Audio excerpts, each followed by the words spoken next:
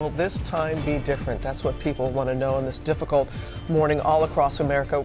Two mass shootings in less than 24 hours. And of course, we have to keep in mind what happened less than a week ago, the food festival in California as well. This is so hard to believe. An overnight communities in Dayton and El Paso coming together to mourn those who sensibly lost their lives, singing Amazing Grace and demanding leaders take action to stop the gun violence. The whole country this morning shaken again by the insanity of mass shootings. Forced to confront a uniquely American problem, we have more deaths by guns than any other country in the world because we have more deadly guns. That conclusion is inescapable. And these massacres are increasingly inspired by hate. In just the last 18 months, 7 separate shootings by white nationalists. Domestic terrorism becoming the threat of our time. And cannot be afraid to use that phrase, domestic terrorism. Here's what we know at this hour. The 2 mass shootings happened within 13 hours of each other. Combined, 29 people were killed, 53 more wounded. The flag at the White House is flying at half-staff until sunset on Thursday, honoring the many victims. And we are live on the scene of both tragedies. World News Tonight anchor David Muir starts us off. He's there in El Paso. Good morning, David. Robin, good morning. As you know, we have been to so many of these mass shootings, and it's really impossible to describe anymore what it's like talking with families whose lives have been destroyed by these shootings. There was a young mother in this Walmart here behind me. She was holding her 2-month-old baby, trying to protect the baby from the gunfire, and she did save that baby, but she lost her life in the process. The father was killed too. That means there are 3 children without parents, and that's just one family alone. These are the effects of these massacres here across this country. And this morning, the police chief telling me all of this time because of a young shooter who traveled 600 miles to get here to kill as many Mexican Americans as possible. Go, go, go, come on! This was the horrific scene at the Walmart here in El Paso, Texas. Frightened victims being treated in shopping carts. Moments earlier, scenes of sheer panic as terrified shoppers take cover and run for their lives. Go, go, go, come on! There's busting guns in Walmart right now. AK, somebody's got shot. Frightened families, their hands in the air, dashing past armed police. Hands up, hands up! The first call coming in at 10:39 Saturday morning. We need tactical units to go ahead and start responding to help support at the Walmart. Mama, let's go, let's go. Run, Mija, run. Authorities say 21-year-old Patrick Crucius went on a deadly rampage at this Walmart in El Paso, killing 20, injuring more than 24 more. Witnesses say the rampage began in the Walmart parking lot, the gunman shooting his way in.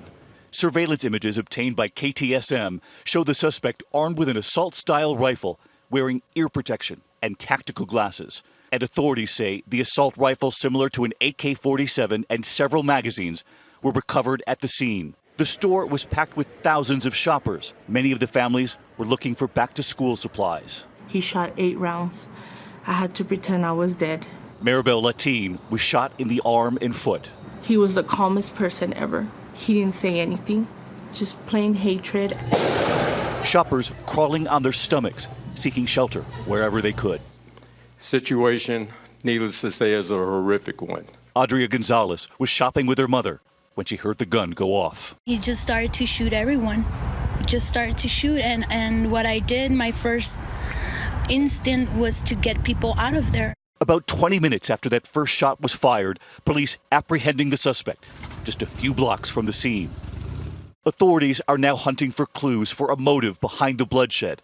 And authorities now believe the killer was fueled by hate. Right now we have a manifesto from this individual that indicates to some degree it has a nexus to potential hate crime. Law enforcement telling ABC News the shooter is from Allen, Texas, 600 miles away from El Paso, nearly a 10-hour drive. The mall here in El Paso is just 5 miles from the U.S.-Mexico border.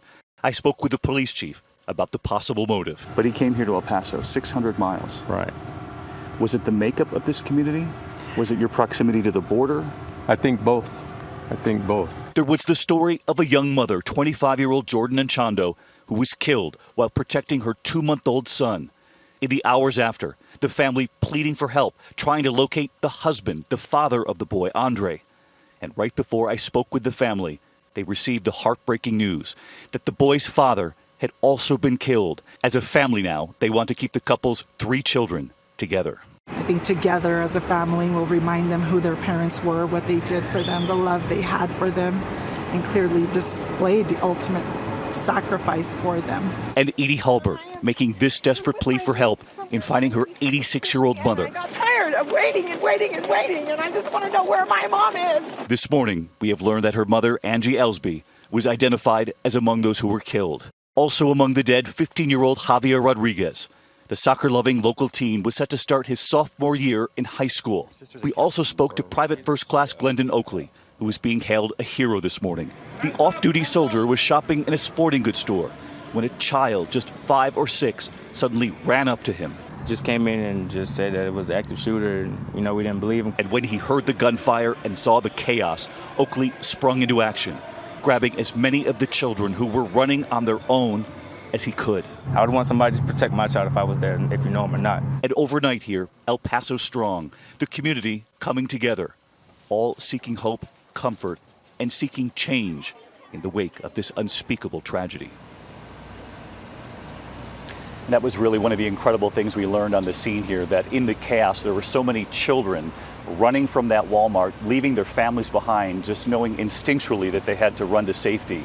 This is still a very active crime scene here this morning. They removed the final bodies from the Walmart here behind me just in the last couple of hours. Here locally, they've already talked about capital murder charges. Federal authorities on the scene say they will treat this as a domestic terrorism case. They're looking at hate crime charges. And Robin, I can tell you that the police chief telling me here that in questioning the suspect already, many of the things he has said reflect those writings that they're pouring through, even as we're on the air this morning. All right, David, thanks so much, and we'll get back to you a little bit later. Hi, everyone. George Stephanopoulos here. Thanks for checking out the ABC News YouTube channel. If you'd like to get more videos, show highlights, and watch live event coverage, click on the right over here to subscribe to our channel, and don't forget to download the ABC News app for breaking news alerts. Thanks for watching.